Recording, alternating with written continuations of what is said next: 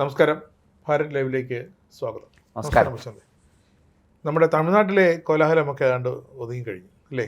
അവിടെ മുഖ്യമന്ത്രിയായി കന്നി തീരുമാനങ്ങളൊക്കെ എടുത്തു. ജോസഫ് സി വിജയ് അങ്ങനെ ഭരണം തുടങ്ങിക്കഴിഞ്ഞു. പക്ഷെ മറ്റൊരു പുതിയ വിവാദത്തിന് അവിടെ തിരികൊളുത്തിയിരിക്കുകയാണ്. അതെ അതെ, അതാ മറ്റേ സനാതനത്തെ കുറിച്ച് ഉദയനിധി പറഞ്ഞത് വലിയ വിവാദമായിട്ടുണ്ട്. അതെ, രാജ്യത്ത് അത് കന്യാകുമാരി മുതൽ കാശ്മീർ വരെ അതിനെതിരെ വലിയ പ്രതിഷേധം ഉയരുന്നുണ്ട്.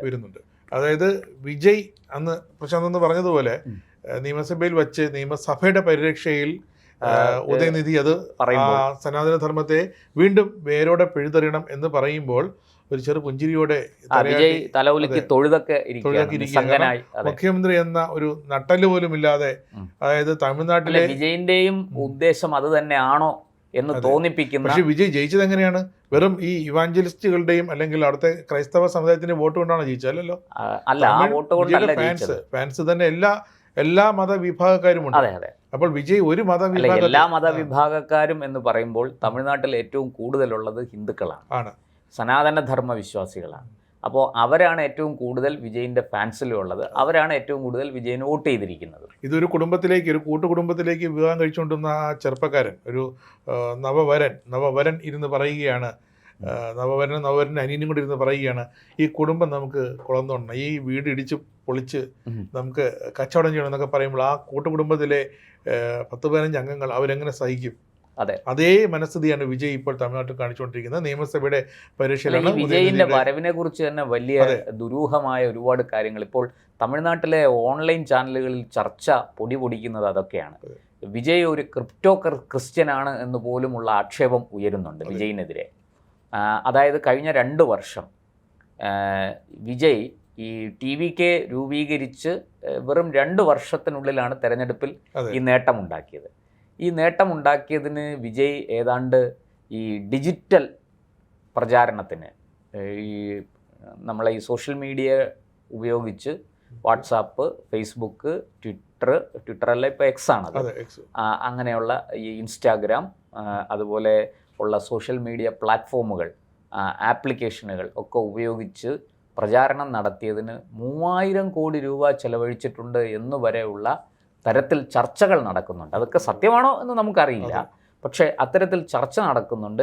ഇതിനെക്കുറിച്ച് വിജയോ അദ്ദേഹത്തിൻ്റെ പാർട്ടിയോ ഒരക്ഷരം പോലും പ്രതികരിക്കുന്നില്ല എന്നുള്ളതാണ് അതിലേറ്റവും ശ്രദ്ധേയമായ കാര്യം. പിന്നെ പ്രതികരിച്ച ടാക്സ് കൊടുക്കേണ്ടി വരും. കാരണം ഈ തമിഴ്നാട്ടിൽ കഴിഞ്ഞ 2 വർഷമായിട്ട് വിജയുടെ ഈ പണി തുടങ്ങുന്നത്, ഈ PR പണി തുടങ്ങുന്നത് ജോൺ ആരോഗ്യസ്വാമി എന്ന PR ഏജൻസിയുടെ ഉടമ വിജയിന് വേണ്ടി നമ്മൾ നേരത്തെ ചർച്ച ചെയ്തതാണ്. ഒരു പ്രൊട്ടസ്റ്റന്റ് ആയ ജോൺ ആരോഗ്യസ്വാമി, ചിറ്റൂരുകാരനാണ്, ആന്ധ്രയിലെ ചിറ്റൂരുകാരനാണ്. ഈ ജോൺ ആരോഗ്യസ്വാമി മുമ്പ് പല രാഷ്ട്രീയ പാർട്ടികൾക്കും വേണ്ടിയിട്ട് PR വർക്ക് ചെയ്തു കൊടുത്തിട്ടുള്ള ആളാണ്. അപ്പോൾ ഈ ജോൺ ആരോഗ്യസ്വാമിയും വിജയും തമ്മിൽ ഒരു കരാറിലെത്തുമ്പോൾ സത്യത്തിൽ ഈ വിജയ് കുറേ കാലം കൊണ്ട് ഇളയ ദളപതി എന്നൊരു നരേറ്റീവ് വിജയനെ കുറിച്ച് ക്രിയേറ്റ് ചെയ്ത് വെച്ചിട്ടുണ്ട്. പക്ഷെ നമുക്കറിയാം ഈ പറഞ്ഞതുപോലെ, അതായത് രജനീകാന്ത് ദളപതിയാണെങ്കിൽ രജനീകാന്തിനെയാണല്ലോ ദളപതി എന്ന് വിശേഷിപ്പിച്ചിരുന്നത്. ആ രജനീകാന്തിന് ശേഷം അതുപോലെ സിനിമയിൽ കടന്നു വന്ന് ഒരു വലിയ ആളായി മാറി എന്ന ഒരു പ്രചാരണം, അങ്ങനെ ആളായോ അല്ലയോ എന്നൊക്കെയുള്ളത് തമിഴ് സിനിമയെ വിലയിരുത്തുമ്പോഴേ നമുക്ക് മനസ്സിലാവും. പക്ഷേ എന്തായാലും വിജയിനെ കുറിച്ച് അങ്ങനെ ഒരു വലിയ പ്രചാരണം നടക്കുന്നുണ്ട്. അത് വളരെ കൃത്യമായിട്ട് ഈ പറഞ്ഞതുപോലെ വിജയ് ഫാൻസ് അസോസിയേഷനുകൾ വഴി, ഈ മണ്ഡലങ്ങൾ വഴി അതിനെ ഇങ്ങനെ എന്താ പറയുക പൊലിപ്പിച്ച് നിർത്തിയിരുന്നു. ഈ ആരോഗ്യസ്വാമിയും വിജയും തമ്മിൽ കരാറിൽ ഏർപ്പെടുന്നതോടുകൂടി ജോൺ ആരോഗ്യസ്വാമിക്ക് ഒരു കാര്യം മനസ്സിലായി. വിജയ് ഒരു പോസ്റ്റ് ഫേസ്ബുക്കിൽ ഇട്ടാൽ 1 മണിക്കൂർ കൊണ്ട് അത് 10 ലക്ഷം ലൈക്കുകൾ കിട്ടുകയാണ്. അപ്പോൾ ഈ 10 ലക്ഷം ലൈക്കുകൾ കിട്ടിയ ആ ഒരു പ്രതിഭാസമാണ് ആരോഗ്യസ്വാമിയുടെ കണ്ണിലുടക്കിയത്. ആരോഗ്യസ്വാമി അതിനെ വളരെ സമർത്ഥമായിട്ട് വോട്ടാക്കി മാറ്റി. ഈ 10 ലക്ഷം പേരുടെ പിന്തുണ സോഷ്യൽ മീഡിയയിൽ വിജയിന് കിട്ടുന്നു എന്നുള്ളത് വളരെ സമർത്ഥമായിട്ട്, അതായത് പണ്ട് നമ്മൾ ആലോചിക്കണം, 2013 നരേന്ദ്രമോദിക്ക് എങ്ങനെയാണോ സോഷ്യൽ മീഡിയയിൽ വലിയ പിന്തുണ കിട്ടിയിരുന്നത്, അതിൻ്റെ ഒരു ചെറിയ പതിപ്പ്. അന്ന് നരേന്ദ്രമോദി എന്തെങ്കിലും ഒരു കാര്യം, ഒരു പോസ്റ്റ് ഇട്ടാൽ, അത് അന്ന് ട്വിറ്ററായിരുന്നു, ഫേസ്ബുക്കിലും ട്വിറ്ററിലും അദ്ദേഹം ഒരു പോസ്റ്റ് ഇട്ടാൽ, അദ്ദേഹം എന്തെങ്കിലും ഒന്ന് എഴുതിയാൽ അത് കാട്ടുതീ പോലെ അതങ്ങ് പടരുമായിരുന്നു. വളരെ പെട്ടെന്ന് അത് ഇന്ത്യ മുഴുവനും ഇന്ത്യക്ക് പുറത്തും വിദേശങ്ങളിലുള്ള ഇന്ത്യക്കാർക്കിടയിൽ ഒക്കെ അതിന് വലിയ മൈലേജ് കിട്ടിയിരുന്നു. സമാനമായി അതിൻ്റെ ഒരു ചെറിയ പതിപ്പ് ആണ് തമിഴ്നാട്ടിൽ ഈ വിജയ് നേടിയെടുത്തത്, ഈ പറഞ്ഞതുപോലെ സോഷ്യൽ മീഡിയയിലൂടെ. അപ്പോൾ ആരോഗ്യസ്വാമിയുടെ കണ്ണിൽ ഇത് ഉടക്കുകയും അദ്ദേഹം ഇതിനെ സമർത്ഥമായിട്ട് ഇതിനെ രാഷ്ട്രീയമായി മുതലെടുത്തുകൊണ്ട് ഇതിനെ വോട്ടാക്കി മാറ്റുകയും ചെയ്തു. അതിൻ്റെ ഒരു കെമിസ്ട്രി വർക്കൗട്ട് ചെയ്തിരിക്കുന്നത് ഈ ജോൺ ആരോഗ്യസ്വാമി തന്നെയാണ്. അതിനുള്ള തന്ത്രങ്ങളൊക്കെ ആവിഷ്കരിച്ചതും അദ്ദേഹം തന്നെ. ഇത് ഒരുപാട് നെഗറ്റീവുകൾ കഴിഞ്ഞ 2 വർഷത്തിന് തമിഴ് രാഷ്ട്രീയത്തിൽ വന്നിട്ടുണ്ടായിരുന്നു. അത് സ്റ്റാലിനെതിരെ മാത്രമല്ല, ബിജെപിക്കെതിരെ വന്നു. അതായത് വളരെ കൃത്യമാണ് ആരോഗ്യസ്വാമിയുടെ ഇതെന്ന് പറയുന്നത്. വിജയ് പറഞ്ഞു എനിക്ക് 2 എതിരാളികളുണ്ട്, ഒന്ന് BJP ആണ്, ഒന്ന് DMK ആണ്. ആദർശപരമായ എൻ്റെ ശത്രു BJP ആണ് എന്ന് വെച്ചാൽ BJPയുടെ ആദർശത്തോട് ഞാൻ ഒട്ടും യോജിക്കുന്നില്ല. പകരം ഞാൻ യോജിക്കുന്നത് പിന്നെ ഉദയനിധി പറഞ്ഞ സനാതന ധർമ്മത്തെ ഇല്ലായ്മ ചെയ്യണം എന്ന ആദർശത്തോടാണ്. രണ്ടാമത്തത് DMKയോട് ഞാൻ യോജിക്കുന്നില്ല രാഷ്ട്രീയമായിട്ട്. അതായത് DMK നടത്തുന്ന അഴിമതി, സ്വജനപക്ഷപാതം തുടങ്ങിയ ഈ കെടുകാര്യസ്ഥത, പിന്നെ ഭരണത്തിലെ വീഴ്ചകൾ, സ്ത്രീ സുരക്ഷയെ സംബന്ധിക്കുന്ന പ്രശ്നങ്ങൾ, ഇതിലെല്ലാം ഞാൻ DMKയോട് രാഷ്ട്രീയമായി വിയോജിക്കുന്നു. അപ്പോൾ എനിക്ക് 2 എതിരാളികൾ. ആദർശപരമായി DMK എതിരല്ല. അതായത് 2 എതിരാളികളാണ് എനിക്കുള്ളത്. ഒന്ന് BJP, ഒന്ന് DMK. BJPയോട് ആദർശപരമായ എതിരാണ്, പക്ഷേ രാഷ്ട്രീയമായ എതിർപ്പ് എനിക്കില്ല. ഇപ്പുറത്ത് DMKയോട് എനിക്ക് രാഷ്ട്രീയമായ എതിർപ്പാണുള്ളത്, ആദർശപരമായ എതിർപ്പല്ല എന്നും പറഞ്ഞു.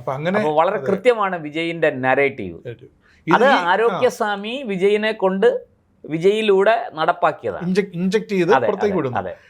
ഈ ഒരു ഓർക്കണം, ഈ വിജയ് മുഖ്യമന്ത്രി ജയിച്ച് ഭൂരിപക്ഷം തെളിയിക്കാൻ ഒരുങ്ങുമ്പോഴാണ് തമിഴ്നാട്ടിലെ അടക്കം നാഷണൽ മീഡിയയിലൊക്കെ ഒരു സോഷ്യൽ മീഡിയയിലൊരു ഇത് വരുന്നു. വിജയുടെ ഒരു സിനിമയ്ക്ക് 250 കോടിയാണ് വിജയ് പ്രതിഫലം വാങ്ങുന്നത്. പക്ഷെ ഇതിനു മുമ്പ് അതില്ലായിരുന്നു.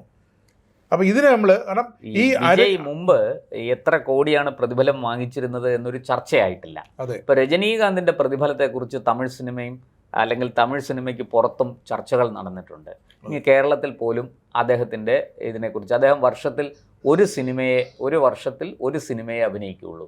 അങ്ങനെ നമ്മൾ എന്തിരനൊക്കെ നമ്മൾ അറിഞ്ഞതാണ് അങ്ങനെ. അപ്പോൾ പക്ഷേ വിജയിനെ കുറിച്ച് അത്തരത്തിലുള്ള കഥകൾ, അത്തരത്തിലുള്ള വാർത്തകൾ പുറത്തു വന്നിരുന്നില്ല. ഇപ്പോഴാണ് താങ്കൾ പറഞ്ഞത് ഈ ഒരു തരത്തിൽ 250 കോടിയാണ് പ്രതിഫലം എന്നൊക്കെ പറഞ്ഞുകൊണ്ടുള്ള ഇത് ഈ ആരോഗ്യസ്വാമിയുടെ ഫാക്ടറി. അതായത് ഏതാണ്ട് ഒരു 12ഓളം IT കമ്പനികൾ ഇതിനുവേണ്ടി പ്രവർത്തിച്ചിട്ടുണ്ട്. നിരവധി വാട്സാപ്പ് ഗ്രൂപ്പുകൾ, അതായത് വളരെ സൈലന്റ് ആയിട്ടുള്ള ഈ വിജയുടെ തമിഴ്നാട്ടിലെമ്പാടും ഈ പറയുന്നത് പോലെ വിജയ് ഫാൻസിനെ മുൻനിർത്തിക്കൊണ്ട് വിജയ് ഫാൻസിനെയാണ് രൂപം മാറ്റി TVK എന്നുള്ള പേരിൽ ഒരു രാഷ്ട്രീയ പാർട്ടിയായിട്ട് അവതരിപ്പിച്ചത്. അങ്ങനെ ആ രാഷ്ട്രീയ പാർട്ടിയായിട്ട് അവതരിപ്പിക്കുമ്പോൾ ഈ ഫാൻസിനെ ഉപയോഗിച്ച് തന്നെ വളരെ കൃത്യമായിട്ട് താഴെത്തട്ടിൽ ജനങ്ങളുടെ ഇടയിൽ ചർച്ച ചെയ്യാൻ പറ്റുന്ന വിധത്തിൽ സോഷ്യൽ മീഡിയ, വാട്സാപ്പ്, ഈ മെസ്സേജ് ചെയ്യാൻ പറ്റുന്ന, അത് വിജയമായി ഒരു ബന്ധമില്ലാത്ത, വിജയമായി ആ സമയത്ത് TVKയുമായോ വിജയമായിട്ടൊന്നും ഒരു ബന്ധമില്ലാത്ത ഒരു ഇൻഡിപെൻഡന്റ് ഗ്രൂപ്പുകളാണ്. അപ്പോൾ നമ്മൾ വിചാരിക്കും ഈ ഗ്രൂപ്പുകളിൽ വരുന്ന ചർച്ചകളെല്ലാം ജെന്യുവിനാണ്, അല്ലെങ്കിൽ അങ്ങനെയല്ല. അത് വളരെ കൃത്യമായിട്ട് അവർ ഇതിനകത്ത് നമ്മൾ മനസ്സിലാക്കേണ്ട, തമിഴ്നാട്ടിൽ വലിയ രീതിയിൽ ക്രിപ്റ്റോ ക്രിസ്ത്യൻസ് ഉണ്ട്. അതായത് അവർ പേര് ഹിന്ദു പേരായിരിക്കും, അവരുടെ രേഖകൾ പരിശോധിക്കുമ്പോൾ ഹിന്ദു ഇന്ന ജാതിയിൽ പെടുന്നയാളായിരിക്കും, പക്ഷെ അവരുടെ വിശ്വാസവും ആരാധനയും എല്ലാം ക്രിസ്തുമത സംബന്ധമായിരിക്കും. അപ്പോൾ ഇങ്ങനെയുള്ള ആൾക്കാരെ നമ്മൾ പുറമേ കാണുമ്പോൾ അവർ വലിയ എന്താ പറയുക ഹിന്ദുക്കളാണ്. അതേസമയം ഇവരുടെ ഉള്ളിൽ വളരെ കൃത്യമായിട്ട് ക്രിസ്തുമതത്തിനോടുള്ള അടങ്ങാത്ത ഒരു എന്താ പറയാ ആരാധനയും, ഈ പ്രൊട്ടസ്റ്റന്റുകൾ അടക്കമുള്ള ഇവാഞ്ചലിക്കൽ ഗ്രൂപ്പുകളാണ് ഇത് ചെയ്തിരുന്നത്. അപ്പോൾ ഇവിടെ ഉയരുന്ന ചോദ്യം, ഈ 3000 കോടി രൂപ വിജയിന്, ഞാൻ പറഞ്ഞില്ല 250 കോടിയാണ് ഒരു സിനിമയ്ക്ക് വാങ്ങിക്കുന്നത്, ഇപ്പൊ നെഗറ്റീവ് ഇറങ്ങുന്നു. വിജയ് ഇതുവരെ ചെലവാക്കിയത് 3000 കോടിയാണെന്നുള്ളത് പലരും ചർച്ച കൊണ്ടുവന്നു. അപ്പോൾ ഈ 3000 കോടിയെ മറച്ചു വെക്കും, വിജയന് ഇതൊക്കെ നിസ്സാരമാണെന്ന് മറച്ചു വെക്കാൻ വേണ്ടിയിട്ടാണ്? അല്ല, മറച്ചു വെക്കാൻ വേണ്ടിയിട്ടല്ല. ഈ 3000 കോടിയെ കുറിച്ച് ഇപ്പോൾ വലിയ ആക്ഷേപം തമിഴ്നാട്ടിൽ ഉയർന്നിരിക്കുന്നത് ഇത് ആരുടെ പണമാണ്? ഇത് ഈ കഴിഞ്ഞ 2 വർഷം ചെലവഴിച്ച പണം, അത് 3000 കോടിയാകട്ടെ 30 കോടിയാകട്ടെ, അതിന്റെ പ്രതിഫലം 2 MLA-മാരാണ്. ഈ 3000 കോടിയുടെ പ്രതിഫലം 2 MLA-മാരാണ് തമിഴ്നാട്ടിൽ. അത് 2 കക്ഷി നിന്നാണെന്നേ ഉള്ളൂ. പക്ഷേ ഈ ആരോഗ്യസ്വാമിയുടെ PR തന്ത്രങ്ങൾ തന്നെയാണ് ഈ 2 പേരും ജയിപ്പിച്ചെടുത്തത്. ഒരാൾ ADMK-യിലും ഒരാൾ വിജയുടെ TVKയിലും. ആരാന്ന് അറിയാം. അറിയാം. അതാണ് ഞാനും പറഞ്ഞു വരുന്നത്. അപ്പോൾ ഈ പണം എങ്ങനെ വന്നു? അപ്പോൾ ഇത് ഇവാഞ്ചലിക്കൽ ഗ്രൂപ്പുകൾ കൊടുത്തു എന്നാണ് പറയുന്നത്. പക്ഷേ അങ്ങനെ ഇവാഞ്ചലിക്കൽ ഗ്രൂപ്പുകൾ നേരിട്ട് കൊടുത്തതിന് തെളിവൊന്നുമില്ല. ഇങ്ങനെ നമുക്ക് സോഷ്യൽ മീഡിയയിലേക്ക് ഇരുന്ന് പറയാം എന്നേ ഉള്ളൂ. പക്ഷെ അവിടെ ഉയരുന്ന ഒരു ചോദ്യം, ഈ പറഞ്ഞതുപോലെ ഈ വിജയിൻ്റെ സന്തത സഹചാരി എന്ന് പറയുന്നത് ആദവ് അർജുന എന്ന് പറയുന്ന ഒരു പിന്നാക്ക വിഭാഗത്തിൽ നിന്ന് വരുന്ന ഹിന്ദു പിന്നാക്ക വിഭാഗത്തിൽ നിന്ന് വരുന്ന ഒരാളാണ്. പക്ഷേ ആ ആളിൻ്റെ പശ്ചാത്തലം പരിശോധിക്കുമ്പോഴാണ് ദുരൂഹത വർദ്ധിക്കുന്നത്. ഈ ആദവ് അർജുനയുടെ ഭാര്യയുടെ അച്ഛൻ, ഭാര്യയുടെ പേര് ഡെയ്സി എന്നാണെന്ന് തോന്നുന്നു. ലിമാറോസ് അമ്മായിയമ്മ. ആദവ് അർജുനയുടെ ഭാര്യ ഡെയ്സി, അവരുടെ അച്ഛൻ്റെ പേര് സാന്റിയാഗോ മാർട്ടിൻ എന്ന ലോട്ടറി രാജാവ്. പേരിലാണ് കേരളം. സാന്റിയാഗോ മാർട്ടിൻ വളരെ കൃത്യമായിട്ട് വത്തിക്കാനിൽ പോപ്പുമായിട്ട് പോലും അടുത്ത് ബന്ധമുള്ള ആളാണ് എന്ന് എല്ലാവർക്കും അറിയുന്നതാണ്. അപ്പോൾ ഈ സാന്റിയാഗോ മാർട്ടിൻ വഴിയാണ് ഈ 3000 കോടി രൂപ വിജയിലേക്ക് എത്തിയത് എന്ന ആക്ഷേപവും ഇവിടെ ഉയർന്നു കേൾക്കുന്നുണ്ട്. ഈ ആദവ് അർജുന ഇപ്പോൾ കഴിഞ്ഞ ദിവസം പറഞ്ഞതെന്ന് വെച്ചാൽ, ഞങ്ങൾ ഈ ജനങ്ങളെ ഭിന്നിപ്പിക്കുന്ന ജാതി വ്യവസ്ഥിതിക്കെതിരാണ്, പക്ഷെ ഞങ്ങളൊരു മതത്തിനുമെതിരല്ല, ഞങ്ങൾ ഹിന്ദുയിസത്തിനെതിരല്ല, ഞങ്ങൾ ഹിന്ദുത്വത്തിനെതിരാണ്. എന്താണ് ഈ ഹിന്ദുത്വവും തമ്മിലുള്ള വ്യത്യാസം എന്ന് എനിക്ക് മനസ്സിലാകുന്നില്ല. നമ്മൾ മനുഷ്യത്വം എന്ന് പറയാറുണ്ടല്ലേ? അല്ലേ, മനുഷ്യത്വം. അപ്പോൾ മനുഷ്യത്വം എന്ന് പറയുന്നത് ഒരു തെറ്റാണ്. മനുഷ്യത്വമുള്ളവനാണ് മനുഷ്യൻ. അതുകൊണ്ടാണ് മനുഷ്യൻ എന്ന് വിളിക്കുന്നത്, അല്ലേ? ത്വം മനുഷ്യ, നീ മനുഷ്യനാകുന്നു എന്നാണ് അതിൻ്റെ അർത്ഥം. അപ്പോൾ അതുപോലെ ഹിന്ദുത്വം എന്നതുകൊണ്ട് ഇവരെന്താണ് ഉദ്ദേശിക്കുന്നതെന്ന് എനിക്ക് മനസ്സിലാകുന്നില്ല. ഹിന്ദുയിസവും ഹിന്ദുത്വവും തമ്മിൽ എന്തോ വ്യത്യാസമുണ്ടെന്നാണ് ഇവർ പറയുന്നത്. അവിടെ കണ്ടില്ലത് BJP അല്ല, BJPയെ മാറ്റി നിർത്താം. ഇവിടെ ഹിന്ദുത്വം ഉള്ള ഹിന്ദുക്കൾ എന്ന് പറഞ്ഞാൽ അതിൽ എന്താണ് തെറ്റ്? തമിഴ്നാട്ടിലേക്ക് മനസ്സിലാകാത്തതും അപ്പോൾ ഈ ഇത്തരം കാര്യങ്ങളല്ല, ഇത് വളരെ കൃത്യമാണ്. ഇവരുടെ ഉള്ളിൽ ഉറങ്ങിക്കിടക്കുന്ന, അല്ലെങ്കിൽ ഇവർ പുറത്ത് കാണിക്കാതെ വച്ചിരിക്കുന്ന ഒരു ഇവാഞ്ചലിസ്റ്റ് കൾച്ചർ, ഈ മതപരിവർത്തന സുവിശേഷ സംസ്കാരം, അതാണ്, ആ വാസനയാണ് പുറത്തു വരുന്നത് ഇത്തരം വാക്കുകളിലൂടെ. ഇരിക്കട്ടെ, ഈ സാന്റിയാഗോ മാർട്ടിനും ആദവ് അർജുനയും ഒക്കെ, ജോൺ ആരോഗ്യസ്വാമി എല്ലാം വലിയ ദുരൂഹതകൾ ഉണർത്തുന്നുണ്ട്. ഈ സാന്റിയാഗോ മാർട്ടിൻ്റെ കഥ നമുക്കെടുത്ത് നോക്കാം. അയാളുടെ ഭാര്യ ലീമാറോസ് ADMKയിലാണ്. ഈ ADMK പിളർന്ന് ഒരു വിഭാഗം ഇപ്പോൾ വിജയിൻ്റെ കൂടെയാണ്, TVKയുടെ കൂടെയാണ്. അവരെ പിളർത്തിയത് ആരാണ്? ഈ പറഞ്ഞ ഷൺമുഖത്തിനെയും മറ്റും പിളർത്തി എടപ്പാടി പളനിസ്വാമിയെ വെറും ഒരു നോക്കുകുത്തിയാക്കി ഈ പിളർത്തി കുറേ MLAമാരുമായിട്ട് ഇപ്പുറത്ത് വന്നെങ്കിൽ അതിൻ്റെ പിന്നിൽ ആ കൂട്ടത്തിൽ ലിമാറോസും ഉണ്ട്. വേലുമണിയുടെ നേതൃത്വത്തിൽ ഇപ്പുറത്ത് വന്നെങ്കിൽ അവിടെ ആ പിളർപ്പിന് കാരണമായിരിക്കുന്നത് ലിമാറോസ് ആണോ? ഇതേ ഘടകം തന്നെയാണ്. ഇനി അതുപോലെ ഈ ആദവ് അർജുനയ്ക്കെതിരെ വലിയ ആക്ഷേപമാണ് സാന്റിയാഗോ മാർട്ടിൻ്റെ മകൻ LJK എന്ന് പറയുന്ന ഒരു പാർട്ടി രൂപീകരിച്ച് പുതുച്ചേരിയിൽ MLA ആയിരിക്കുന്ന NDAയുടെ ഘടകകക്ഷിയായ ഈ ചാൾസ് മാർട്ടിൻ എന്ന സാന്റിയാഗോ മാർട്ടിൻ്റെ മകൻ സ്വന്തം സഹോദരി ഭർത്താവിനെതിരെ ഉന്നയിച്ചിരിക്കുന്നത് വളരെ മോശപ്പെട്ട ആക്ഷേപങ്ങളാണ്. അതായത് സുന്ദരികളായ പെൺകുട്ടികൾക്ക് ആഡംബര കാറുകൾ സമ്മാനിക്കുന്ന ആദവ് അർജുന എന്നാണ് ആക്ഷേപിച്ചത്. അപ്പോൾ അത് ഈ ആഡംബര കാറുകൾ സുന്ദരികളായ പെൺകുട്ടികൾക്ക് സമ്മാനിക്കുന്നു എന്ന് പറയുമ്പോൾ അതിനകത്തൊരു ദുരൂഹത മാത്രമല്ല, അതിൽ നിന്ന് തൊട്ടടുത്ത്, അതായത് TVKയുടെ സംസ്ഥാന ജനറൽ സെക്രട്ടറിയാണ് വിജയ്. ഇനി ഞാൻ രാഷ്ട്രീയത്തിലേക്കില്ല, ഞാൻ പോകുന്നു പറഞ്ഞു പോയാൽ TVKയുടെ ചുമതല ഏറ്റെടുക്കേണ്ട വ്യക്തിയാണ് ആദവ്. അവിടെയാണ് അപകടം. ആദവ് അർജുനയ്ക്കെതിരെ സ്വന്തം അളിയൻ തന്നെ ഇങ്ങനത്തെ ഉള്ള ഒരു ആക്ഷേപം ഉന്നയിച്ചിരിക്കുകയാണ്. അപ്പോൾ തമിഴ്നാട്ടിൽ നടക്കുന്ന ഒരു പിൻസീറ്റ് ഡ്രൈവിംഗ് തന്നെ, പിൻസീറ്റ് ഡ്രൈവിംഗ് തന്നെ. വിജയെ മുൻനിർത്തി വിജയ് തന്നെ അത്തരത്തിലുള്ള ഒന്നാണല്ലോ. ഇവിടെ ഞാൻ പറഞ്ഞു വന്നത്, സത്യത്തിൽ ഇങ്ങനെ വളരെ ദുരൂഹമായ ഒരുപാട് കാര്യങ്ങൾ ഈ വിജയിൻ്റെ രാഷ്ട്രീയവുമായി ബന്ധപ്പെട്ട് ഉയർന്നു വരികയാണ്. അപ്പോൾ അതുകൊണ്ട് തന്നെ ഈ 3000 കോടി രൂപ ചെലവഴിച്ചു എന്നുള്ള ആരോപണം അത്ര നിസ്സാരമായിട്ട് തള്ളിക്കളയാൻ കഴിയുന്നതല്ല. ഈ പണത്തിൻ്റെ ഉറവിടത്തെക്കുറിച്ച്, ഈ പണത്തിൻ്റെ സ്രോതസ്സ്, ചെലവഴിച്ച രീതി, ആർക്കൊക്കെ എങ്ങനെയൊക്കെ എന്തൊക്കെ കാര്യത്തിന് ചെലവഴിച്ചു എന്നൊക്കെ ഉള്ളത് തീർച്ചയായിട്ടും അന്വേഷണ വിധേയമാക്കേണ്ടതാണ്. അതുപോലെ തന്നെയാണ് ഉദയനിധി സ്റ്റാലിൻ്റെ ആദ്യത്തെ ദിവസത്തെ പ്രസ്താവന. അത് എനിക്ക് തോന്നുന്നു ജോസഫ് സി വിജയ് എന്ന മുഖ്യമന്ത്രിയെ ഒന്നുകൂടി ഓർപ്പിക്കാനായിട്ട് ഒരു പെയ്ഡ് പ്രസ്താവനയാണെന്ന് സംശയിക്കാനുണ്ട്. ഈ സനാതന ധർമ്മത്തെ മാത്രമല്ല, അതിനകത്ത് നമ്മൾ മനസ്സിലാക്കേണ്ടത് ഈ അതായത് വിജയിനും ഉദയനിധിക്കും രണ്ടുപേരുടെയും ശത്രു തീർച്ചയായിട്ടും BJPയും ഹിന്ദുത്വവും തന്നെയാണ്. വിജയ് കുറച്ചുകൂടെ നയപരമായിട്ട് വിജയിൻ്റെ പുറകിലെ ബുദ്ധികേന്ദ്രങ്ങൾ ഉപദേശിച്ചു കൊടുക്കുന്നതനുസരിച്ച് ഈ എന്താ പറയുക, സനാതനധർമ്മത്തെയും ഹിന്ദുക്കളെയും ആക്ഷേപിക്കാതെയും അവരെ ഒന്നൊക്കെ അനുകൂലിച്ചും ഒക്കെ പിന്നെ തേൻ പുരട്ടിയ വിഷം കൊടുക്കുന്നത് പോലെ എന്നുള്ള മട്ടിലാണ് അദ്ദേഹം പെരുമാറുന്നത്. ഇപ്പുറത്ത് അങ്ങനെയല്ല, ഡയറക്റ്റ് അറ്റാക്കാണ്. അതിന് കാരണം എന്താണെന്ന് വെച്ചാൽ DMK എന്ന് പറയുന്ന പാർട്ടിയുടെ മിഷണറിയാണ്. ആ മിഷണറി അവിടെ നിലനിൽക്കുന്നിടത്തോളം കാലം ഇപ്പോൾ കേരളത്തിൽ CPM എങ്ങനെയാണോ ഹിന്ദുത്വത്തെ, BJPയെ, RSSനെ, സംഘപരിവാറിനെയൊക്കെ ആക്രമിക്കുന്നത്, അതിന് കാരണം അവരിപ്പോൾ നോക്കൂ, ഈ പിണറായി വിജയന് സനാതനധർമ്മത്തെ ചീത്ത പറയാൻ ഒരു മടിയുമില്ല. കാരണം സനാതനധർമ്മ വിശ്വാസികളായ ഹിന്ദുക്കൾ പിണറായി വിജയൻ വോട്ട് ചെയ്യും. കാരണം പാർട്ടിക്ക് 20% വോട്ടുണ്ട്. അതിനകത്ത് മുസ്ലിം ക്രിസ്ത്യൻ വോട്ട് വളരെ കുറവാണ്. പാർട്ടി മെമ്പർമാരുടെ എണ്ണം എടുത്താൽ തന്നെ 5 ലക്ഷം വരും. അതിൽ എത്ര പേർ ക്രിസ്ത്യാനികളും എത്ര പേർ മുസ്ലിങ്ങളും ഉണ്ട്?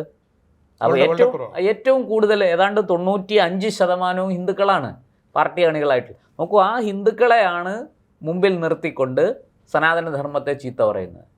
അപ്പോൾ പിണറായി വിജയൻ അറിയാം, ഇനി എത്രയൊക്കെ ചീത്ത പറഞ്ഞാലും ഈ 95% ഹിന്ദുക്കളും എൻ്റെ ഒപ്പമേ നിൽക്കുകയുള്ളൂ, പാർട്ടിക്കൊപ്പമേ നിൽക്കുകയുള്ളൂ. പാർട്ടി മിഷണറി ഉപയോഗിച്ച് അവരെ നിയന്ത്രിക്കുന്നു.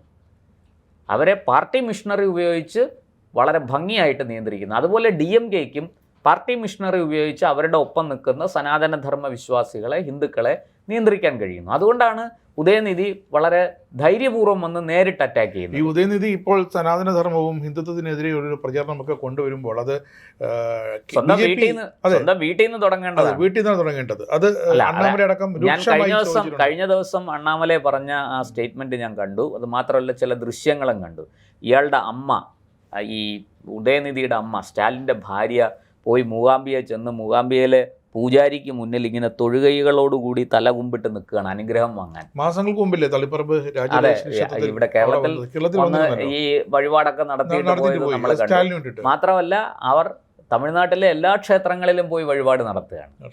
അപ്പോൾ അവർ സനാതനധർമ്മ വിശ്വാസിയാണ്. സ്വന്തം അമ്മയെ തിരുത്താൻ കഴിയാത്ത, സ്വന്തം അമ്മയെ, സനാതനധർമ്മത്തെ ഇറാഡിക്കേറ്റ് പിന്നെ തുടച്ചു നീക്കണമെന്നാണല്ലോ ഇയാൾ പറഞ്ഞത്. അങ്ങനെയാണെങ്കിൽ സ്വന്തം വീട്ടിൽ നിന്ന് അമ്മയെയും ആദ്യം തുടച്ചു നീക്കേണ്ടതാണ്. സനാതനധർമ്മ വിശ്വാസം, അമ്മയിലുള്ള സനാതനധർമ്മ വിശ്വാസത്തെ തുടച്ചു നീക്കണം. അത് ചെയ്യാൻ ഉദയനിധിക്ക് പറ്റുന്നില്ല. അപ്പോൾ സ്വന്തം വീട്ടിൽ ചെയ്യാൻ പറ്റാത്ത കാര്യമാണ് നാട്ടിലിറങ്ങി ചെയ്യാൻ പോകുന്നത്. എന്തായാലും ഉദയനിധി സ്റ്റാലിന് എല്ലാ ഭാവുകങ്ങളും നേരുന്നു. അദ്ദേഹം വിജയിച്ചു വരട്ടെ. കാരണം ഒരുപാട് പേര് ശ്രമിച്ചതാണ്. ഔറംഗസീബും ബാബറും അക്ബറും പിന്നെ ഇംഗ്ലീഷുകാരും ഡച്ചുകാരും അങ്ങനെ ഒരുപാട് പേര്, അലക്സാണ്ടർ അടക്കമുള്ളവർ ശ്രമിച്ചതാണ് സനാതനധർമ്മത്തെ ഇല്ലായ്മ ചെയ്യാൻ. പക്ഷേ അവരെല്ലാം പരാജയപ്പെട്ടു പോയി. സനാതനധർമ്മം അതുപോലെ തന്നെയൊക്കെ തുടർന്ന് പോകുന്നു എന്നുള്ളതാണ്. അതുകൊണ്ട് ഉദയനിധിക്കും ശ്രമിക്കാം. ഫലം എന്താണെന്ന് എല്ലാവർക്കും അറിയുന്നതാണ്. പക്ഷേ ഒരു കാര്യം വ്യക്തമാണ്, ഈ ഉയർന്ന ആരോപണം തീർച്ചയായിട്ടും കേന്ദ്ര ഏജൻസികൾ അന്വേഷിക്കേണ്ടതാണ്. ഈ പറഞ്ഞതുപോലെ ഇത് വെറുതെ 3000 കോടി രൂപ എന്നൊക്കെ പറഞ്ഞിങ്ങനെ വെറുതെ ഡിജിറ്റൽ ഈ യുഗത്തിൽ ഈ ഡിജിറ്റൽ മാധ്യമങ്ങളിലൂടെ ചുമ്മാ വെറുതെ പ്രചാരണം നടത്തുന്നതാണെങ്കിൽ തീർച്ചയായിട്ടും അവർക്കെതിരെ നടപടിയെടുക്കണം.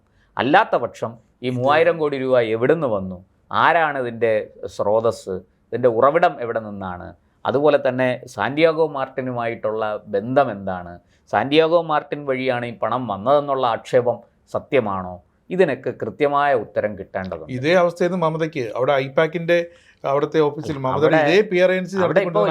ഇപ്പോൾ പിടിച്ചെടുത്തോണ്ടിരിക്കുകയാണല്ലോ. അതായത് ഓരോ അഴിമതിയുടെ പേരിലും കിട്ടിയ പണം വളരെ കൃത്യമായിട്ട് കമ്മീഷൻ കൃത്യമായിട്ട് പിടിച്ചെടുക്കുന്നു. വിദ്യാഭ്യാസ അഴിമതി, അതുപോലെ തന്നെ മുനിസിപ്പൽ ജീവനക്കാരെ മുനിസിപ്പൽ റിക്രൂട്ട്മെന്റ് സ്കാം, ആ അഴിമതി, അങ്ങനെ തൊട്ട് ഓരോ അഴിമതിയും കൃത്യമായിട്ട് പറഞ്ഞത് വിദ്യാഭ്യാസ അഴിമതിയിലൂടെ ലഭിച്ച തുക ഇത്ര, കൽക്കരിപ്പാടങ്ങൾ ലേലം ചെയ്തു കൊടുത്തതിലൂടെ കിട്ടിയ പിന്നെ നടത്തിയ അഴിമതിയിൽ കിട്ടിയ തുക ഇത്ര, മുനിസിപ്പൽ റിക്രൂട്ട്മെൻറ്റ് കേസിൽ ആ അഴിമതിയിൽ ലഭിച്ച തുക ഇത്ര എന്ന് പറഞ്ഞ് കൃത്യമായിട്ട് റെയ്ഡ് ചെയ്ത് ഇതെല്ലാം തൃണമൂലിൻ്റെ ഓഫീസിൽ നിന്നടക്കം തൃണമൂൽ നേതാക്കളുടെ വീടുകൾ റെയ്ഡ് ചെയ്ത് അവിടെ നിന്നൊക്കെ ED പിടിച്ചെടുക്കുന്നു. അതിൻ്റെ എല്ലാം ചിത്രങ്ങളടക്കം പുറത്തു വന്നിട്ടുണ്ട്. അപ്പോൾ അവിടെ കൃത്യമായിട്ട് അതൊക്കെ നടക്കുന്നു. പക്ഷെ തമിഴ്നാട്ടിൽ എന്തുകൊണ്ട് കേന്ദ്ര ഏജൻസികളുടെ ശ്രദ്ധ പതിയുന്നില്ല? കേന്ദ്ര ഏജൻസികൾ എന്തുകൊണ്ടാണ് ഈ വിഷയത്തിൽ മെല്ലെപ്പോക്ക് നടത്തുന്നത്? വിജയുമായിട്ട് ഏതെങ്കിലും തരത്തിൽ BJPക്ക് രാഷ്ട്രീയ ഇടപാടുകളുണ്ടോ? ഇതൊക്കെ സത്യത്തിൽ വലിയ ചോദ്യങ്ങളാണ്. ഇതിന് BJP ഉത്തരം പറയേണ്ടതാണ്, കേന്ദ്ര സർക്കാർ ഉത്തരം പറയേണ്ടതാണ്. ഒരു സംശയവുമില്ല, കേന്ദ്ര ഏജൻസികളുടെ ഇൻകം ടാക്സ് അടക്കം തെരഞ്ഞെടുപ്പ് കമ്മീഷൻ അടക്കം ഈ വിഷയത്തിൽ അടിയന്തരമായിട്ട് ശ്രദ്ധ പതിപ്പിക്കുകയും ഇതേക്കുറിച്ച് അന്വേഷിക്കുകയും ഇതിൻ്റെ യാഥാർത്ഥ്യം എന്താണ്, വസ്തുത എന്താണ് എന്ന് ജനങ്ങളെ ബോധ്യപ്പെടുത്തുകയും വേണ്ടതാണ്. അതുവരെ സനാതനധർമ്മത്തെ തുടച്ചു നീക്കാനുള്ള ഉദയനിധി സ്റ്റാലിൻ്റെ എല്ലാ ശ്രമങ്ങൾക്കും എല്ലാ കഠിനാധ്വാനത്തിനും നമോവാകാം.